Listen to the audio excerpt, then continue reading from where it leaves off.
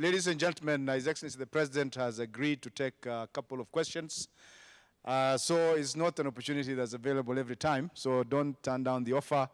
If there's anybody, especially our colleagues and brothers from the US, with any question, this is the time. There you go. Yeah.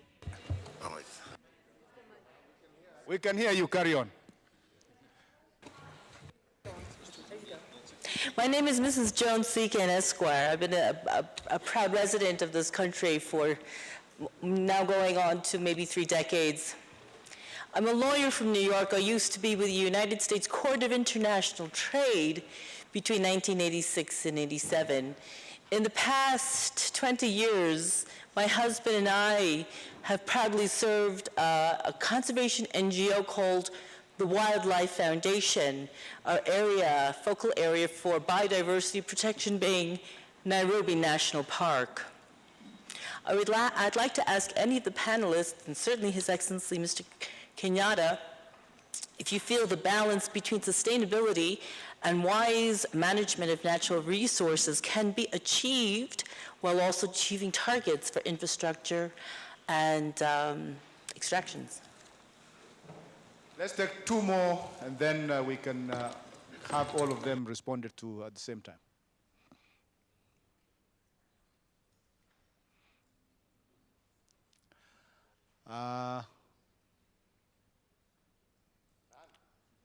Eko moja, there's one. Yeah, please shoot, just from there. Thank you very much, Excellency Shemuchuodo. Mine is just on behalf of the professional community. Yesterday, Kenyan professionals under umbrella body APSEA, that's Association of Professional Societies of East Africa, representing top members of ISPAC, accountants, engineers, IEK, informaticians, and so on, Kenya Medical Association. We wanted to give you reassurance that the fight you've launched, we fully bind you, and we compliment the US ambassador for the good work you're also doing to support. We fully bind you. Please keep going. Thanks.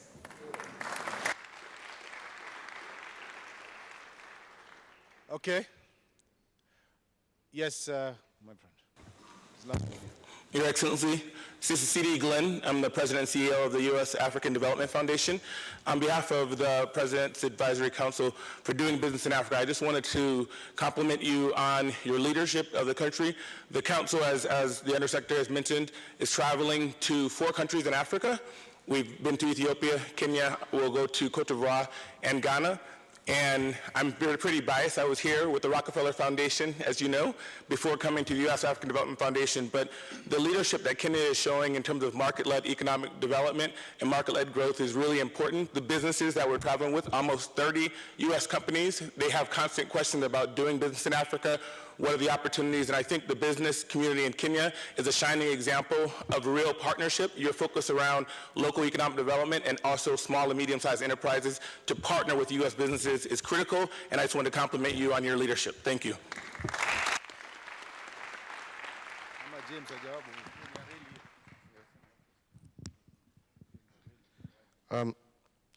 Thank you very much. Let me address the first question. The issue of the sustainability of Nairobi National Park and how that bears with our desire, our objective also to pursue infrastructure growth. I think this has been a discussion that we have had from the time we started, especially the railway project from Mombasa to Nairobi. Because as you know, we also had to cross Tsavo National Park. And we, as a government, have insisted that the entire development, in fact, that's one of the reasons the cost was higher, was because we had to ensure that that development that we much need in terms of ensuring that we achieve our economic agenda does not also destroy our heritage for future generations. And the same principle was applied in crossing the Nairobi National Park. At the end of that project, especially across the national park, and I was there myself last weekend to view progress, the entire footprint of that railway from one end of the park to the other, because we have had to raise, we have built it on, what do you call those things? Piles. Yeah, those things. Yeah? Yeah? Will be less than actually 1 acre. Less than 1 acre of land will be utilized and the rest will be left intact. And once the development has been done, once the fencing has now been removed, the park will be the same with, like I said, approximately 1 acre of land. So I believe that these projects that we're doing them in full cognizance of the fact that we have to protect our heritage for future generations. And I don't see any competition whatsoever in that end. I think the last two points of appreciation, and I also thank you. But just to tie them together, the private sector, without a doubt, here in Kenya, we believe is the single biggest engine of economic growth and development. And that is why we have tried very much to partner with the private sector and even gone further and said that even government services that are better provided by the private sector should be provided by the private sector. Let us partner with the private sector to provide essential services in a more efficient and more affordable manner. We have done that in the healthcare sector. I think GE has been a major participant with us in that, plus a number of other companies here represented. I saw one signing an agreement right here. We have partnered with IBM on various other solutions in the ICT sector. We're looking to partner with people like Google with the balloon.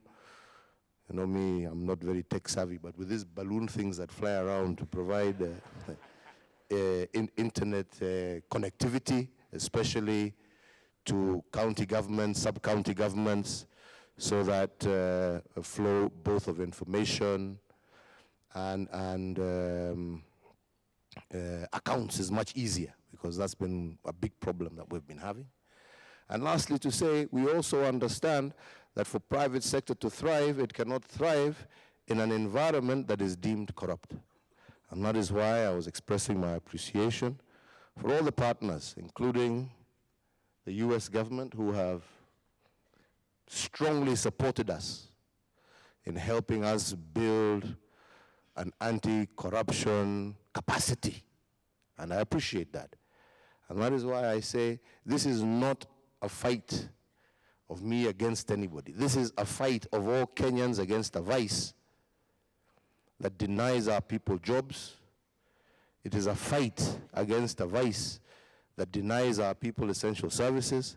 It is a vice that denies us of our ability to develop our country and to protect future generations. So I believe we need to come together and understand it. And that's why I've been very quiet. I have no problem. I have full confidence in the agencies that we have to do their job. People are out there bandying my brother yesterday. I've said, if he's guilty, I endelay. What is the problem? Everybody, we must begin to develop trust in our institutions, that they will protect the innocent and prosecute the guilty. And we must have that confidence, period. So I ask all of you, please, let's leave the politics out of this game, and let's do that which is necessary for our country. So if there's no other question, I say thank you very much, and one last one. Thank you, Your Excellency. This is more of a specific question for one of the agendas you proposed. What role will renewable energy play in helping you reach your goals under the food security agenda? Under? The food security initiative. Energy is going to play a critical role because one of the biggest problems that we have, for example, is the value chain and the cold chain. You cannot achieve our objective of food security and sustainability without dealing with those two issues. How do we have the value chain protecting and increasing the potential of farmers to earn more, and that's the value chain? You can't do that without power.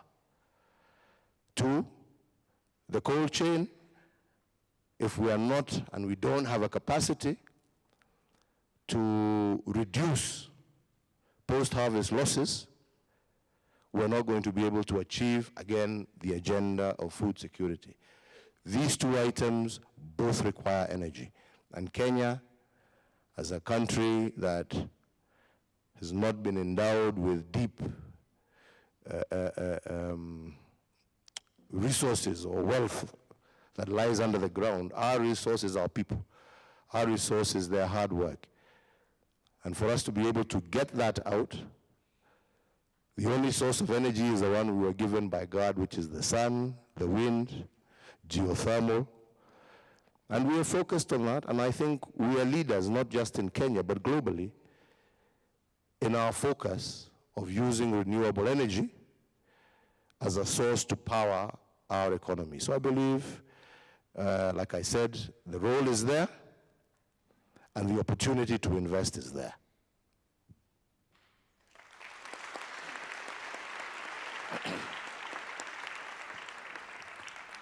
Thank you. God bless you. I wish you every success.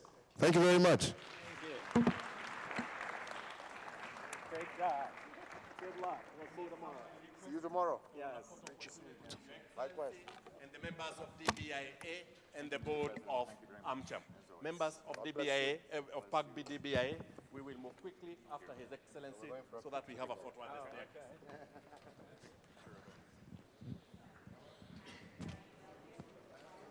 Well, President Kenyatta, they are concluding the meeting here at the United Nations complex in at Gigiri.